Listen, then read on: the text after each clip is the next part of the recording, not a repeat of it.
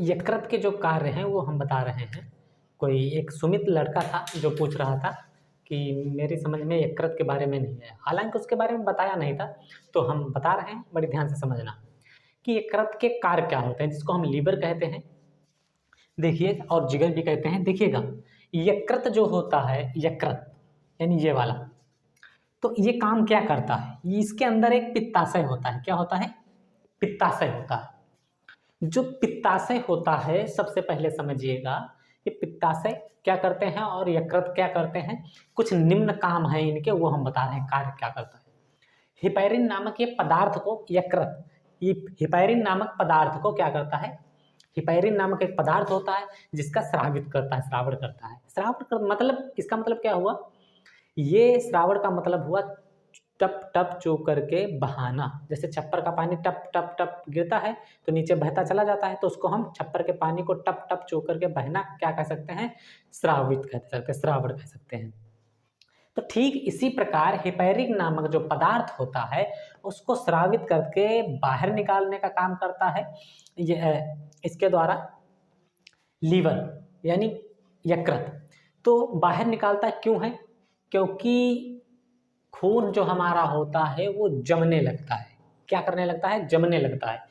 जब ये बाहर निकालता है तो खून हमारा बढ़िया तरल पदार्थ है, खून एक, तो जब ये जम जाता है खून तो उसमें छोटे छोटे कण बन जाते हैं, तो ये कण को बचाने से रोकता है, रक्त के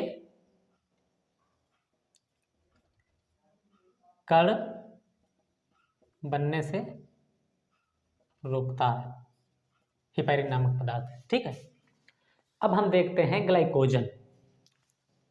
ग्लाइकोजन, यकृत क्या कार्य करता है?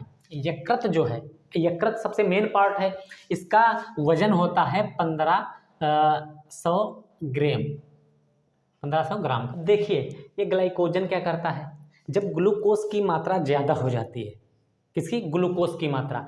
ग्लूकोज की मात्रा, जब ग्लूकोज समझते हो आप लोग, नहीं समझते हो, ग्लूकोज जो ये चढ़ाते हैं ना, तो ये ऑटोमेटिकली बना करता है, हमारे शरीर में बनता है। तो जब उसकी मात्रा ज़्यादा हो जाती है, 70 से 130 मिलीलीटर हो जाती है, तब क्या होता है, तब ये बचा के रखता है। कौन? यकृत, ये वाला लीवर, ये हमारा है जो ग्लूकोज को किस में बदल देता है? ग्लाइकोजन में बदल देता है। उसको ग्लाइकोजन में इकट्ठा करके यकृत रखता है। हमारा लीवर इकट्ठा करके क्या रखता है? ग्लूकोज को रखता है। ग्लूकोज को किस में बदल जाता है? ग्लाइकोजन में बदलने का काम करता है। और फिर उसके बाद में समझिएगा, बड़ा इंटरेस्टिंग लेसन है ये। उसके बाद में जब कभी भी ग्लूकोज कम पड़ जाता है, ग्लूकोजिनोलाइसिस, ये काम क्या करता है? ग्लूकोजिनोलाइसिस, जब कभी भी ग्लूकोज की मात्रा कम पड़ जाती है तो जो लीवर इकट्ठा करके रखे थे ना ग्लाइकोजन को, उसी को ग्लूकोज में बदलकर ग्लूकोजिनोलाइसिस काम करता है। ग्लूकोजिनोलाइसिस ये काम क्या करता है? ग्लूकोजिनोलाइसिस, जब कभी भी ग्लूकोज की मात्रा कम पड़ जाती है तो जो लीवर इकट्ठा करके रखे थे ना ग्लाइकोजन को, उसी को ग्लूकोज में बदलकर ग्लूकोजिनोलाइसिस काम करता है। उसके बाद में इसके द्वारा, ग्लूकोजिनोलाइसिस के द्वारा रुधिर की जो कोशिकाएं होती हैं उसमें छोड़ दिया जाता है। तो ये काम करता है ग्लूकोजिनोलाइसिस। अब इसके बाद में हम समझते हैं ग्लाइकोनियोजेनेसिस। यकृत क्या कार्य करता है? यकृत जो है इस क्रिया के अंतर्गत ये कार्य करता है, जो अमीनो अम्ल होता है, क्या? अमीनो अम्ल तथा वसा अम्ल,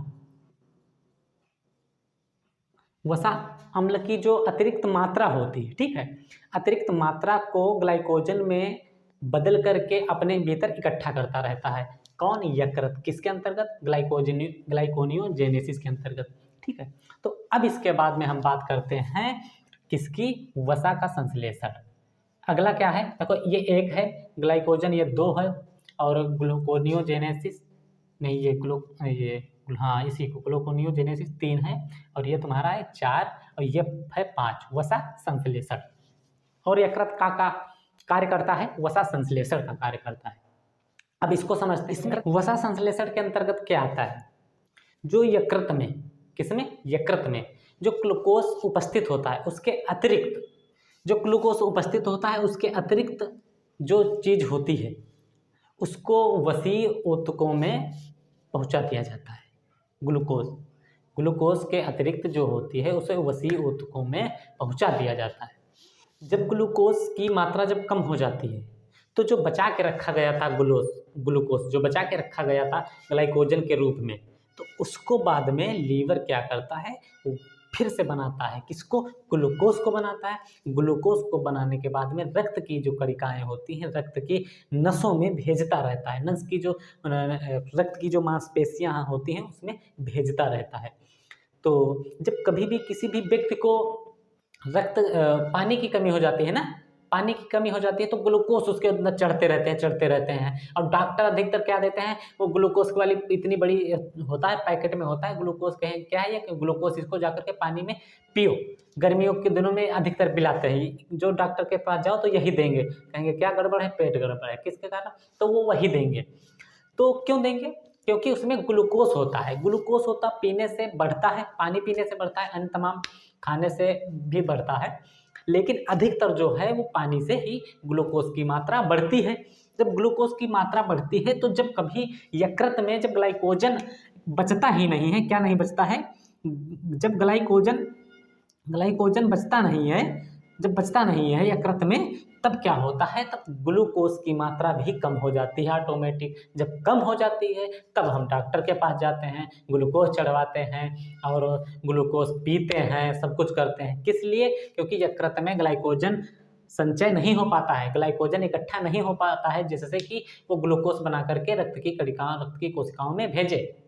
तो इसीलिए ग्लूकोज की मात्रा कम हो जाती है, क्योंकि संचय करके नहीं रख पाता। और संचय कब भाई करेगा? संचय जब करेगा जब हमारा शरीर स्वस्थ होगा, हष्ट-पुष्ट होगा। इसीलिए जो लीवर है आपका, यकृत है, ये क्या करता है, जो खाना खाते हैं हम, खाना खाने के बाद में इसमें जो संचय होता है अमीनो अम्ल, हमने बताया था कि अमीनो अम्ल और वसा अम्ल के अतिरिक्त जो भी पदार्थ होते हैं उनको संचित करके इसमें रखता है, जो कि किसकी मात्रा बढ़ाते हैं, ग्लूकोज की मात्रा को बढ़ाते हैं और बाद में ज़रूरत पड़ने पर ग्लूकोज को रक्त की कोशिकाओं में भेजने का काम करते हैं। तो ये सारी थी जानकारी। अब इसके बाद में हम समझते हैं कि इसके अंदर जो पित्ताशय होता है, पित्ताशय ये क्या होता है और कैसे होता है, पित्त क्यों बढ़ता भी है। पित्त पीला और हरा आकार का होता है, ये बढ़ता रहता है। समझिएगा, जब कभी भी भूख लगती है, अब खाना बाद में खा रहे हैं, तब पित्ताशय बढ़ेगा, पित्त जो है ये बढ़ेगा। यकृत के अंदर होता है, थैलीनुमा होता है।